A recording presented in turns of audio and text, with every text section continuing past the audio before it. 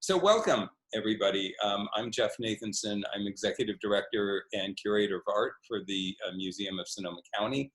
And we have a program tonight coming to you live via Zoom.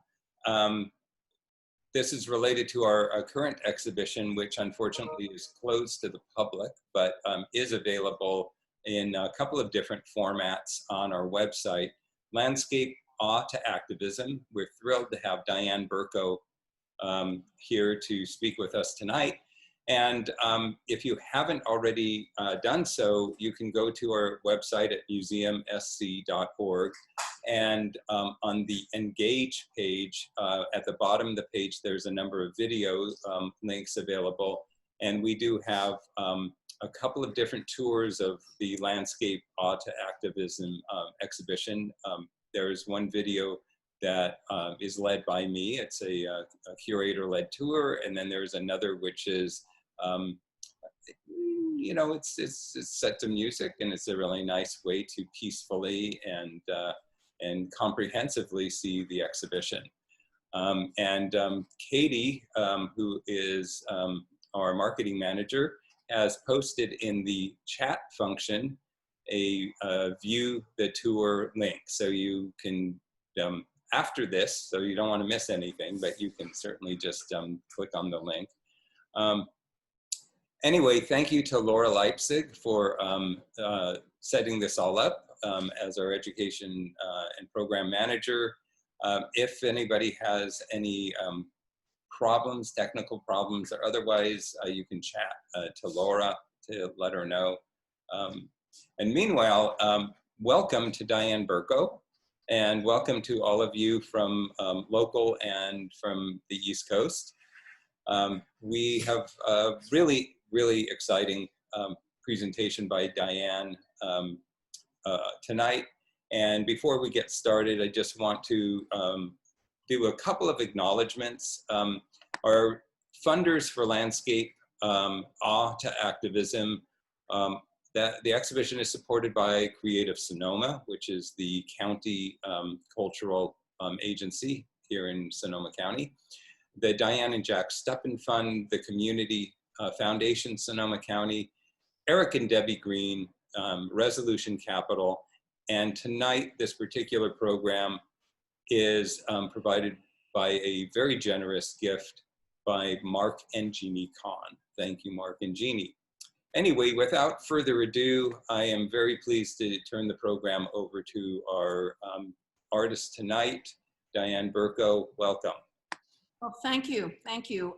Give me a minute. I think everyone knows with Zoom, it's always a little bit tricky getting to the, see, it's not there again. All right, just give me a second so I can find it.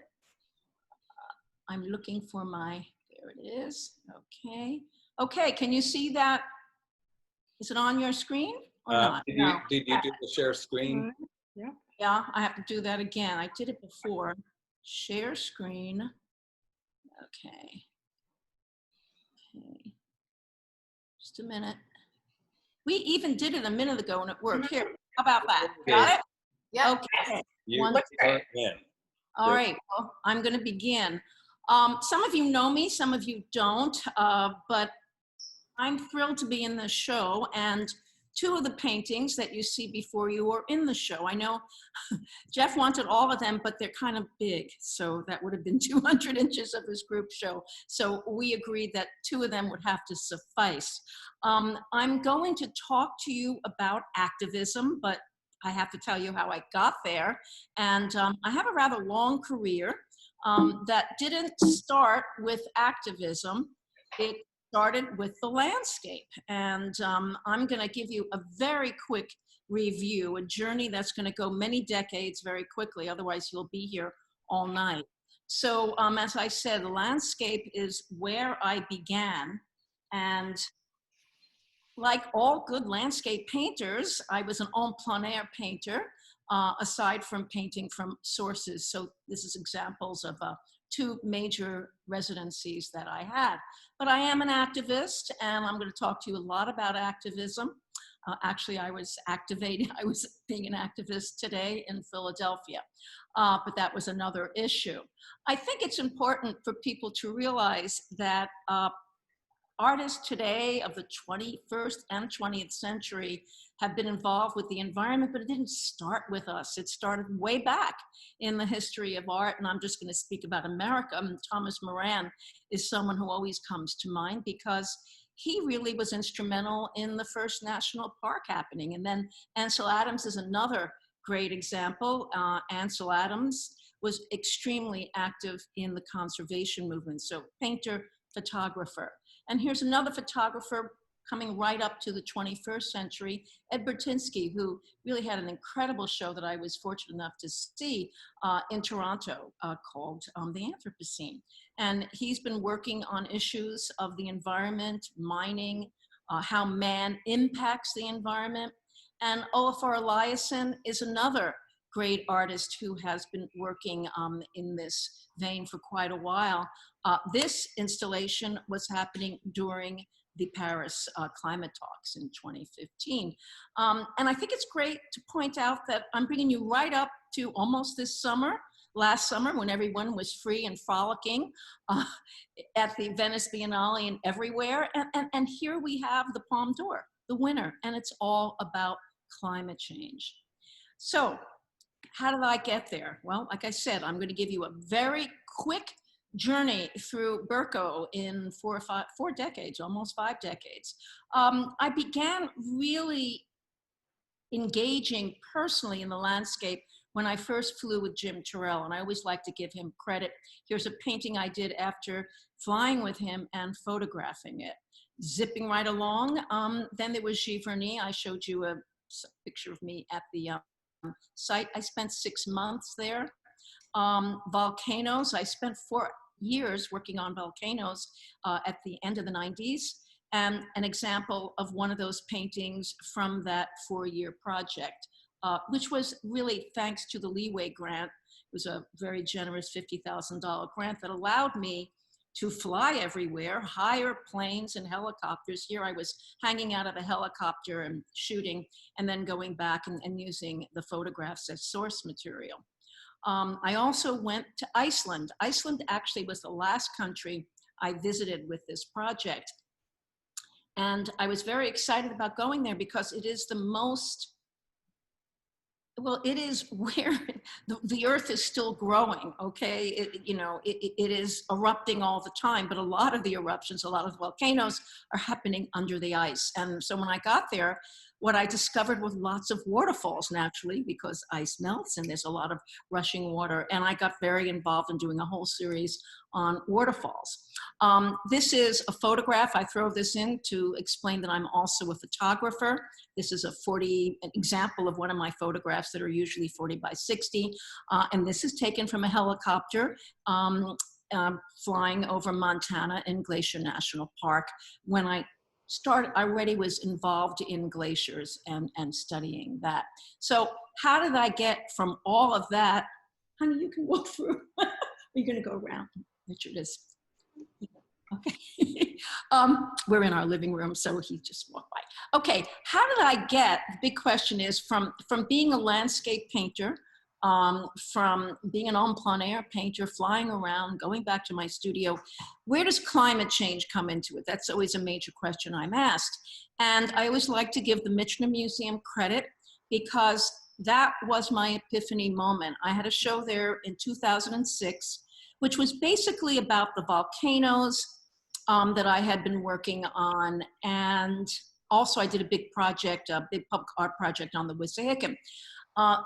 The Curator, this was a traveling show, and actually Anne Sutherland Harris saw it at Tufts University. I remember you were there in Boston. I don't know if she remembers, but I remember her speaking about it at the time. So anyway, when it was moved to the Michener, they had more room, and the curator, Amy Schlegel, called up and said, you know, I always wanted to call this show Ice and Snow, because we had Iceland in it, and we had all, you know, the fire and the ice and all that. And she said, but didn't you, I know that you did paintings of snow way before you went to Iceland, didn't you? And I said, yes. You know, she's an art historian, just like the art historians in the audience. they know their topics. So we found one painting. And the one painting was the Grand Juras. It was a large 64 by 108-inch painting, and it was included in the show. It was done in 1976, and this exhibition was occurring in 2006. So as I was walking through the show, doing a museum lecture, just the way Jeff did on his video, explaining everything, I don't know if Jeff does this, but I know many women are able to do many things at a time. And I'm thinking about many things at the same time. And I'm thinking about the fact that that's a 30-year-old painting.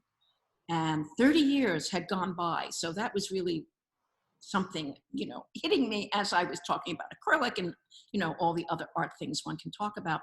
And then the next thing that hit me, again on a subconscious level, was a question. And the question was, I wonder if the snow is still on that mountain. Now, you could say, how did that get into your head? Well, it was 2006. And 2006 is when Inconvenient Truth came out. And that, you know, it was in my consciousness, it was in the air. And so was Elizabeth Kolbert's book. She had been writing in the New Yorker. I've been following her. She's an incredible writer. Sixth Extinction is one I recommend. It's current. So I was reading all her essays, and then her book came out. So the whole concept of climate change was in the air in 2006. And my epiphany and question was, what am I going to do about it? How am I going to become active? How am I going to become active when I'm aware that the earth is getting warmer and warmer? And here I am, a landscape artist, someone who cares about the environment, but what am I doing as a human being to actualize my concern? How could I, through my art, do something? And I realized that the only way I could do something was through my art. I couldn't write articles. I could march. Of course, I always did that. But I had to do more. So I went back to look at images that I had done in the 70s that Amy, you know, had been interested in. And by looking back, I started finding sources that I was using. And I had this one great book that was all about the Matterhorn. It was a black and white photographic book. And I decided that if I created a lot of paintings of just one iconic image, people would know I'm talking about snow. Well, some people got it. I had a good friend who said, you're crazy, that's not enough. You know, they're just beautiful paintings of mountains. You got to be a little bit more particular. And what she was saying to me is, you know, get into your subject. And I did. And I got into my subject by reading, by going on the internet, by studying. And I'm going to talk to you later about what that process is, what informs my work. Well, I learned about something called repeat photography. And apparently, geologists have been photographing their glaciers, aside from measuring them, throughout history. And I was able to finally look at those photographs, acknowledge the photographers, reaching out to a lot of them who said, you can use this stuff. Most of it was from NASA, USGS, and as one scientist sent to me, a glaciologist, says, hey, you're paying taxes for this. It's your images. And I did that for quite a while. It resulted in one major show in Philadelphia called Politics of Snow, where it was basically a show about repeat photography, about finding an image early, finding it late, and making large paintings about them. So I did this actually for quite a while. And I was very happy doing it.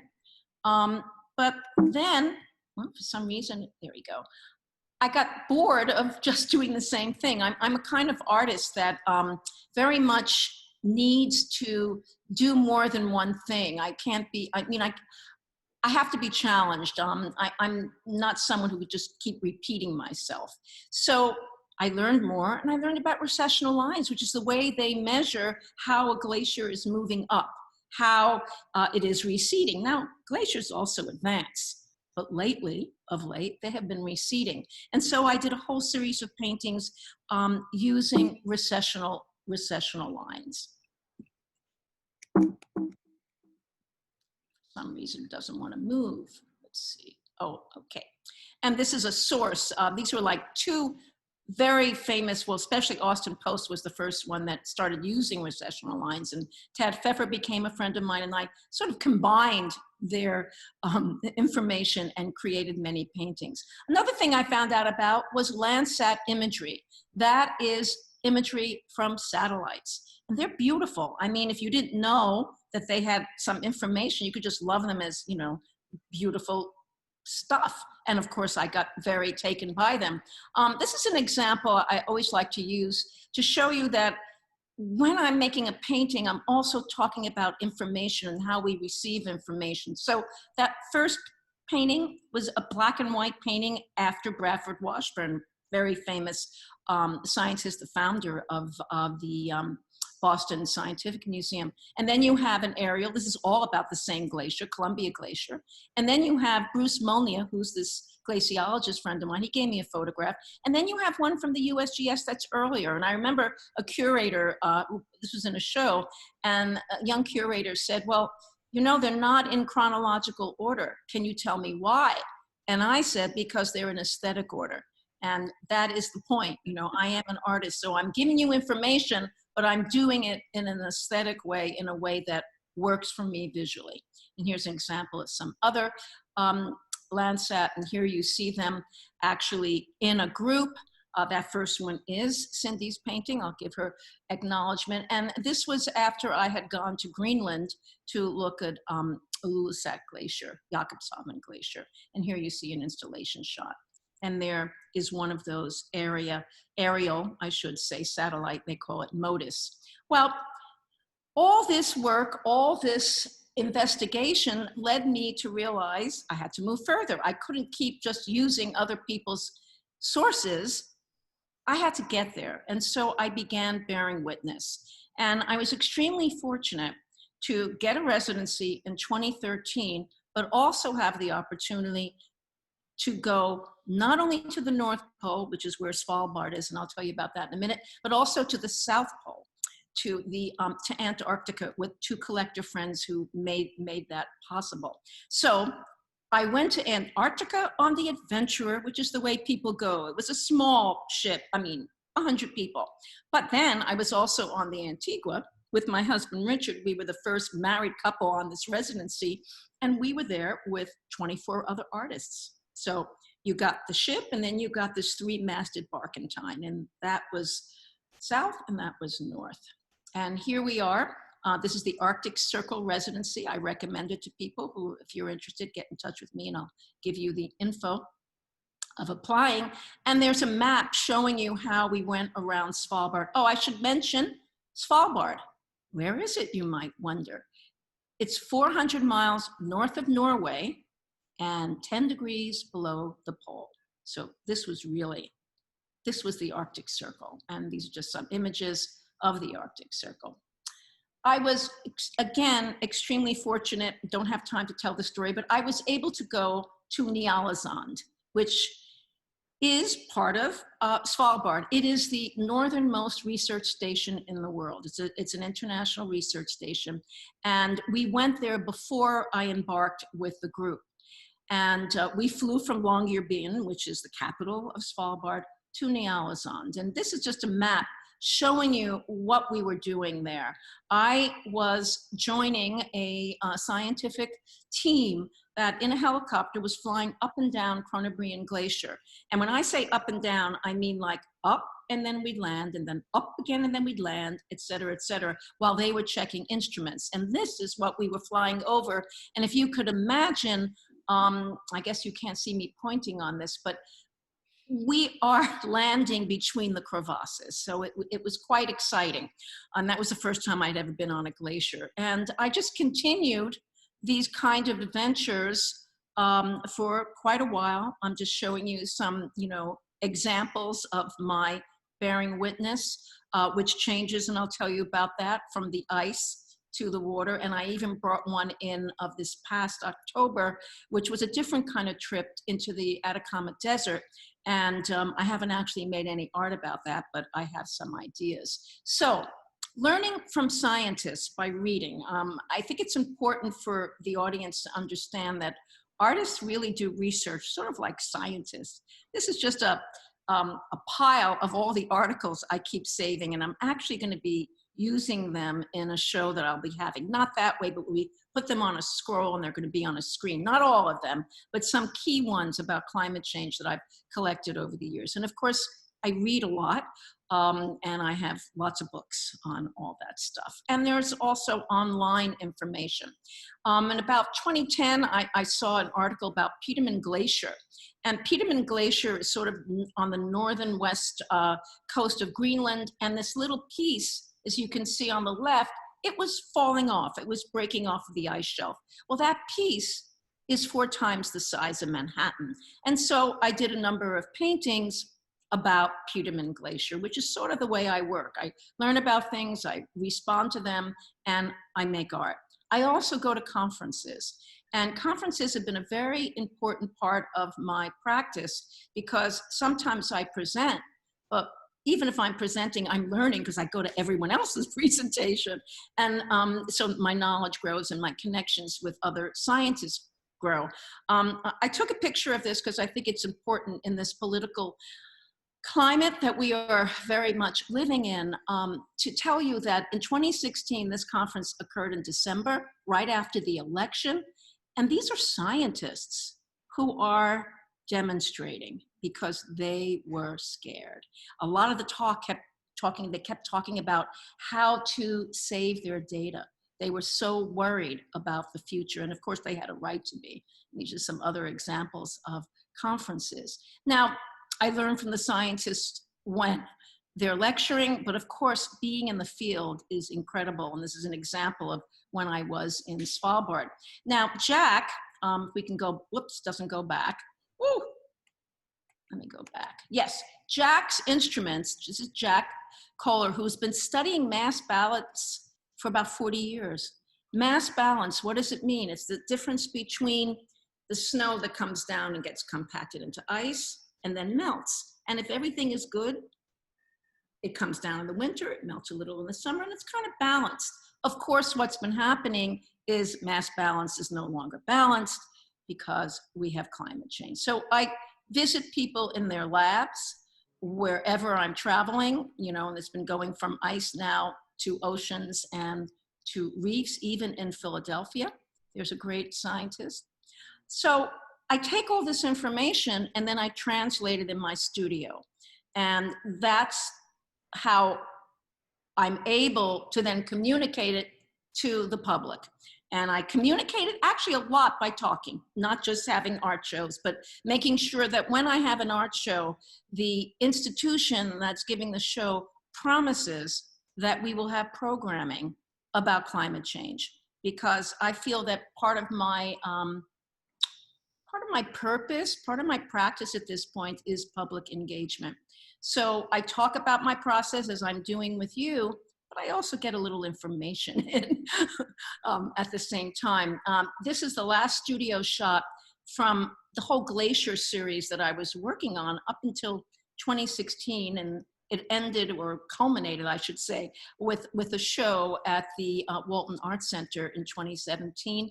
Shameless promotion, you can get this book, I think, if you go on my website or you go to Amazon. And here are some installation shots from that show. Right before that show in 2017, or maybe, yeah, it was after, in the summer, we went in the winter, because it was summer there. We went to New Zealand and Australia. New Zealand, because I wanted to see the glaciers that were melting there. But of course, once we were there, we had to get to the Great Barrier Reef. I didn't swim, I flew over it, and I took photographs. And that was the first kind of beginning of my thinking about moving on to another subject. I was lucky enough to be invited to be part of a project called Kaya Papa to the reefs in 2018. And before going, I started researching. I started looking at the internet and finding images and trying to figure out how the heck was I gonna make paintings about reefs? I knew nothing about them, and I really had no idea what I was gonna do. But I went, And this was a New Year's card we sent out to friends. We weren't going to be there for New Year's. And I thought it was just so classic. You know, as you go through things during this pandemic, you find images that are fun. So there we were. We were from December, we were in Hawaii, and then through January, we spent more than 2 weeks in American Samoa, where one plane goes once a week from Honolulu to American Samoa. By the way, American Samoa has not had one COVID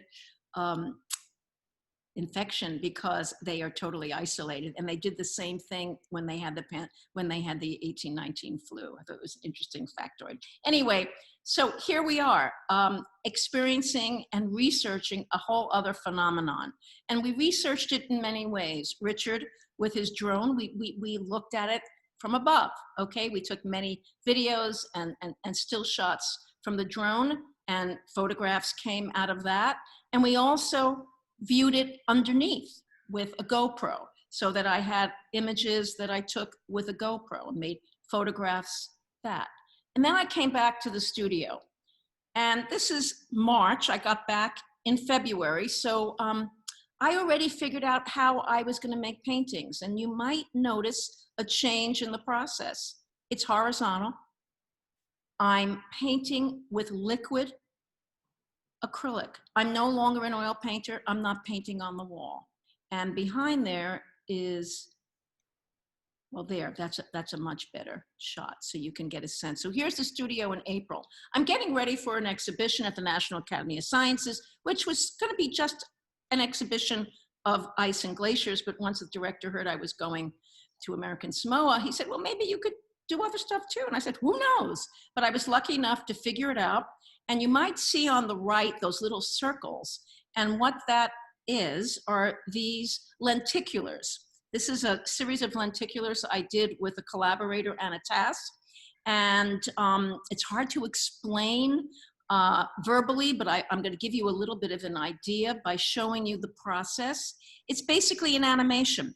And you see the camera there. So we're playing with paint that moves, and we're taking still shots that move because we're putting air around them and because they're viscous. It's basically, we're using baby oil with pigment in it, and baby oil is being dropped into liquid soap that also has pigment in it. And then we blow air across it. That's why there was a compressor in my studio. I didn't start with a compressor, I started just with cans of air. And that led to my deciding to make a video. And what you see here is the portal, which we're getting ready in the studio, and then we moved it into the installation space. And here is an idea of some of the time-based media I'm now involved with, the lenticulars and also the video. And I'm now working on another video that's all about ice, where I'm incorporating video that I actually took in Antarctica and the Arctic that luckily I found, and now have a wonderful collaborator who's helping me edit it. So these are some installation shots from this most recent show at the National Academy of Sciences, which was called From Glaciers to Reefs. So that was 2018, and again, it resulted in a beautiful catalog that I'm very happy with wonderful essays in it, and I think it's also available. At that same time, there was the AGU was there, American Geophysical Union conference, which unlike college art, which has maybe 5,000 at the most, there were 26,000 people, earth scientists, that came to this conference.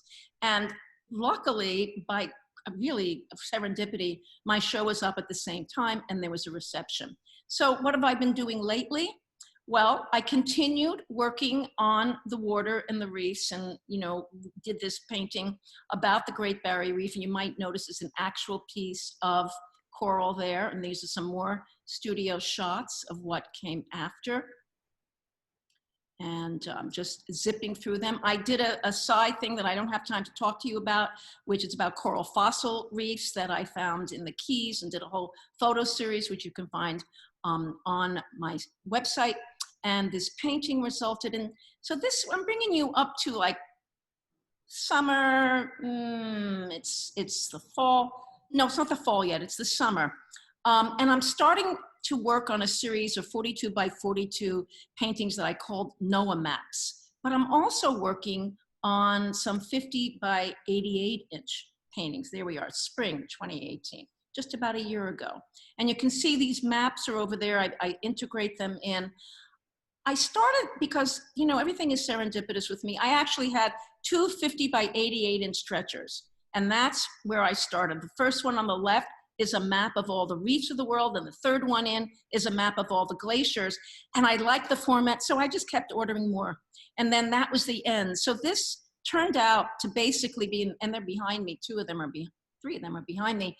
This turned out to be a 56-foot series, which I call the World Map Series. And again, you can see it more clearly. So this is the end of that. I started playing with coral fans, and then we're in the summer. We're not there yet. It's almost a year ago. In the summer of 2019, you might recall there was a heat wave. There probably will be another one. You know, climate change is real. And I have a number of good friends in France because I live there, and they were telling me how awful it was. And, you know, I was reading a lot about that. And then, of course, to top that off, you had the horrible fires in Australia. And I think 1 billion animals were destroyed. So this was all hitting me. And the map, you know, I run to maps. That's sort of my modus operandi. So I made a painting about the European heat wave. It was 60 by 84. And after I made it, I didn't really finish it. I didn't like it. So I just put it away. And I went back to the Australia issue, and I decided to make a painting to go with one of my NOAA maps. I had another 42 by 42. And you might see there's an inset there. And that inset, in the lower bottom left corner, I gave you a bigger piece of it, is a chart telling you what the CO2 is, ppm, parts per million, that happened in that time period. Now, you might have heard of the organization 350.org. 350.org was formulated about 10 years ago or so because we didn't want to go above 350 because it was bad. It was dangerous. We are now at 415. So I gave another lecture recently, and I was discussing this with the curator, and just by chance I said, well, she said, it must have gone down, hasn't it? And I said, probably. And then I looked, and it's gone up, which you might think is kind of crazy, but it went up because even though everyone is talking about climate change sort of being ameliorated with the pandemic, yes, pollutants are, but CO2 stays in the atmosphere a long time, and it's still growing. So what happened with this painting is I turned it on its side, decided to put one on top of the other, and this painting grew. So here's what I'm doing in February. I'm figuring out a way of bringing these ideas together visually. And this was the paintings that finally resulted, like a diptych and then another which I joined together. And the top painting actually is from a painting that I did once.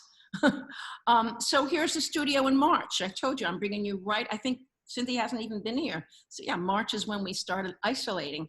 So this is the painting on my painting wall, and you might see there's another one to the right. I had been working on that too, and that was about the coral triangle. After I finished Summer Heat, all of a sudden Coral Triangle looked too placid.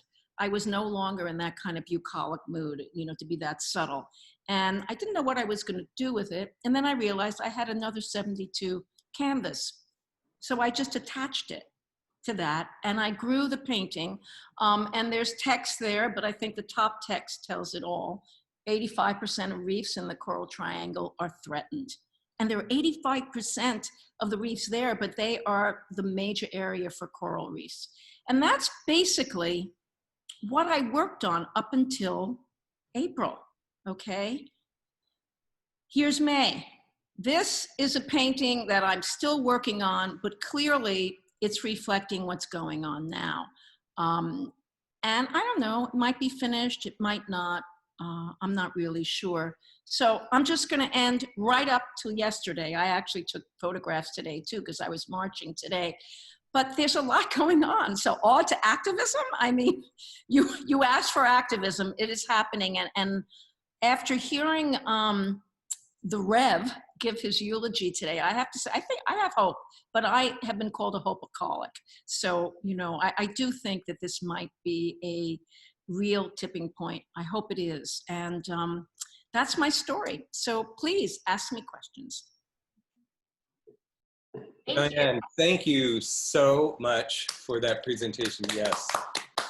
Thank you. So, and thank you. Take the screen off. Yeah. So, why don't you actually stop your screen share? Yeah. Okay. Great. And so, I'm so glad, Diane, that you led us through your own personal journey from art to activism, and talked about that multi-decade journey, and then brought it right up to the current state of affairs. Activism in the context of this exhibition and your work has been about the environment, but I can't help but think, especially in the way you've presented this, that there's a connection, the coronavirus, this pandemic that we're dealing with now, the environment, even the issues of social justice, Black Lives Matter and beyond. And can you talk a little bit about how you view that interconnectedness? Well, I think that's the key word. I think what the pandemic has taught most people who are alive and thinking is that we are all in this together. And, you know, it's the virus is invisible, but it's visible in the 100,000 plus deaths. So I think it's hitting people that we're all of one earth. And certainly that's true about climate change as well. And, you know, if we bring it right up to the present, and the racial injustices, but you know, this climate injustice, I mean, it all connects. The climate, the health, everything is so interconnected because we're all one people. We're all of humanity. And I think that's been driven home to some people, hopefully more than you would have had because of all this. You know, I heard something also today that more people might be aware of what's going on politically just because they're home watching TV all the time. You know, I mean, even the video, you know, of George Floyd. It wouldn't have gotten so much attention if people were running around doing everything else, but they weren't. So the interconnectedness, I think, is a link between the climate and everything else. So another thing strikes me, and there has been a lot of talk the past few weeks about how lower income communities, people of color, are more impacted by coronavirus. And I have also read over the past few years about how disenfranchised people globally have been more impacted by climate change and environmental issues. So have you done any research or looked into that personally? I haven't personally done it, but when I've been on panels with other scientists, I remember I was on a panel once with a scientist who spoke, it was a doctor, a pulmonologist, and spoke about pollution and asthma. But you know, the whole thing about the virus, another thing that I think we're aware of is all these viruses are more they're here more because of climate change, and because the world, it's not just climate change, it's the fact that civilization has pushed wildlife to the fore, so they don't have enough room because we keep, you know, cementing their places or burning the Amazon. So these wild animals, the bats and everything, they are transmitting the viruses because they're closer to human life than they ever were before. Everything is out of kilter. Our ecosystems are out of kilter, and they all, again, it all relates. The ecosystem, the heat, you know, we talk about immigration, and this guy's worried about immigration. He doesn't know what climate immigrants are going to be. There's a prediction there are going to be 200 million people who are going to be immigrating because of climate. And you know what? Immigration is really, I just was listening to someone, I don't know, I listen to podcasts when I walk, and Shaw was her last name. She's a science writer. And she just came out with a book about immigration, and actually that it's good, not bad, if only we saw it that way, because species and peoples have always immigrated. That's how things have gotten pollinated. You know, the bats are the ones who actually gave us the Amazon forest. The birds, because everything moves and they can track it now. And they've actually proved that animals, giraffes, whatever, they all migrate and they keep moving around the world, and it's what keeps things balanced. But we in the Anthropocene have really thrown things off balance on many levels. Mm-hmm. Yeah, so Laura, I imagine you have some questions from people in the chat? Yeah, I don't have any questions yet coming in on the chat, so I'm going to encourage everyone again, if there was anything that struck you as you were listening to this wonderful presentation, to please, you can type it into the chat here, either to everyone or directly to me if you don't want to keep it a little bit more private, and I will state your question out loud. I have a question, and that's, I was noticing earlier in the week when I was kind of talking about some of this with you, that it seems like you're really quite a prolific painter and a prolific artist, in that you really are responding to new things happening in the world as they're happening. So on a more technical aspect, I guess, how long does a painting or a piece typically take you? And kind of walk me through your process. Well, the smart ass answer to that is when someone asks me how long a painting takes, you know, I used to say 20 years, 30 years, 40 years, you know, so that's how long it takes.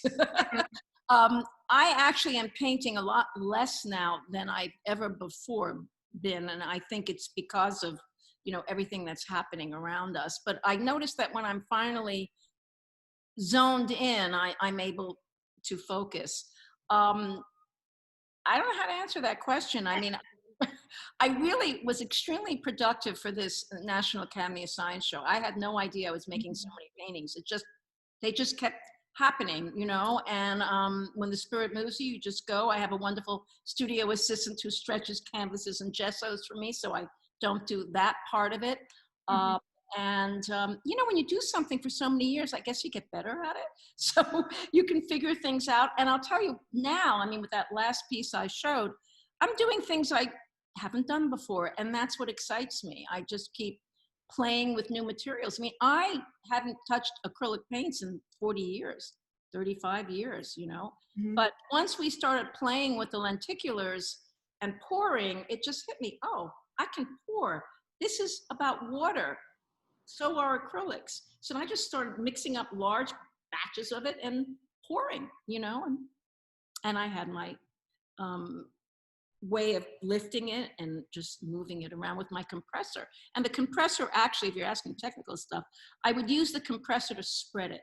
I wasn't using it as a paint thing. It had no paint in it, it was just air. And that allowed me to, you know, do certain things with it, not knowing what I was going to do until it happened.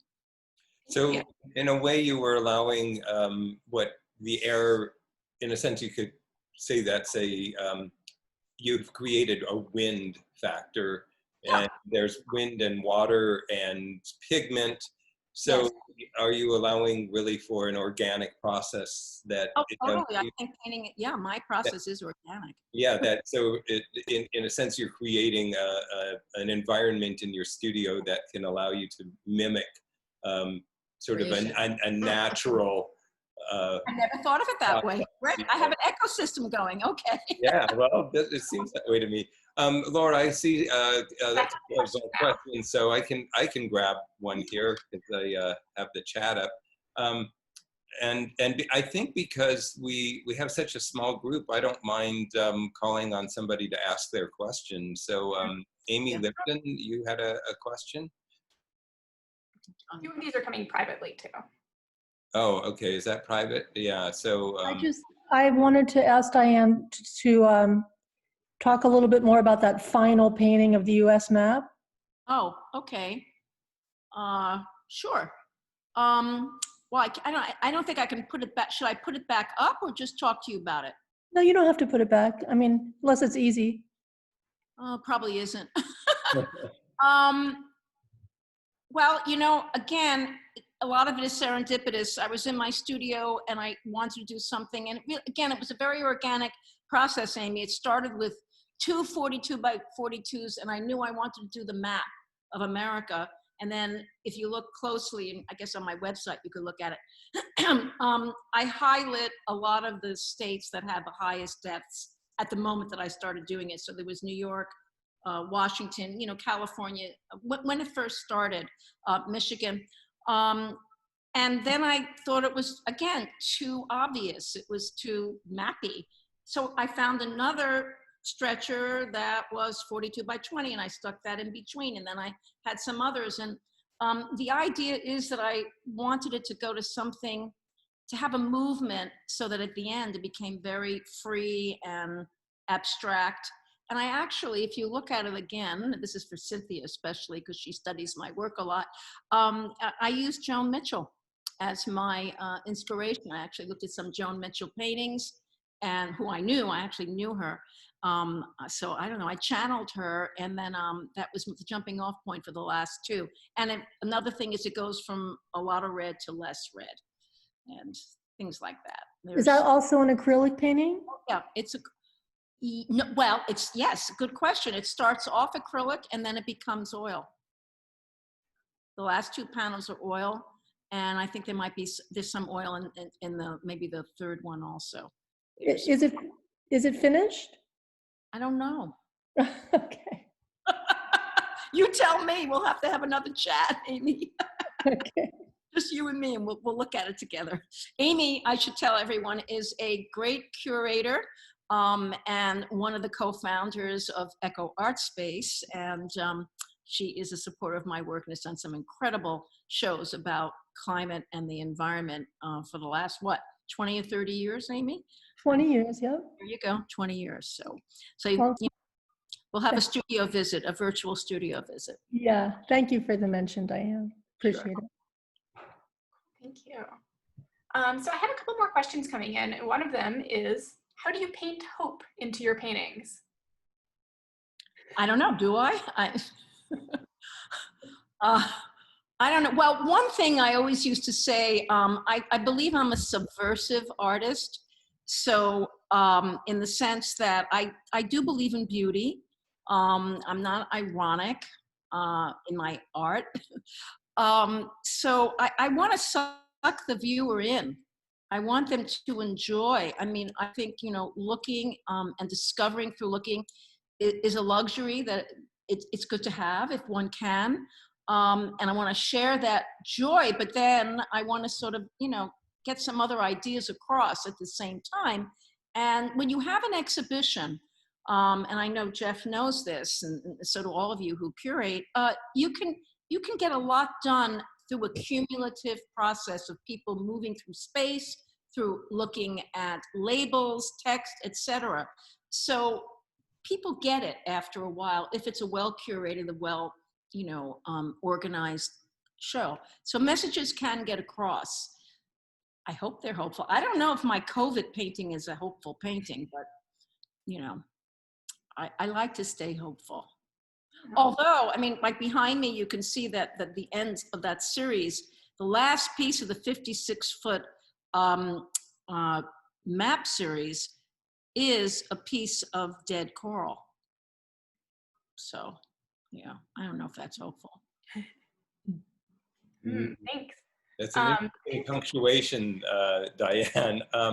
Actually, I wouldn't mind hearing a little bit more about, I know that the coral reefs are bleaching white and the color is disappearing. And so I'm kind of interested because there's other artists who are doing coral reef projects and just kind of what your engagement is in that particular crisis that's happening at this point. Well, again, when I first flew over the Great Barrier Reef, I was in a plane, low down, I was shooting. And at one point I saw this incredibly beautiful iridescent purple color, and it was very high intensity. And I was asking the pilot, let's go back. I want to look at this more. This is terrific. And he goes, well, it's really not that terrific. And I go, well, why? And he goes, well, when color is that heightened in intensity, it's really stressed. Sort of like, I thought of this after, you know, autumn leaves are beautifully colored, but that's before they die, before they fall off the tree.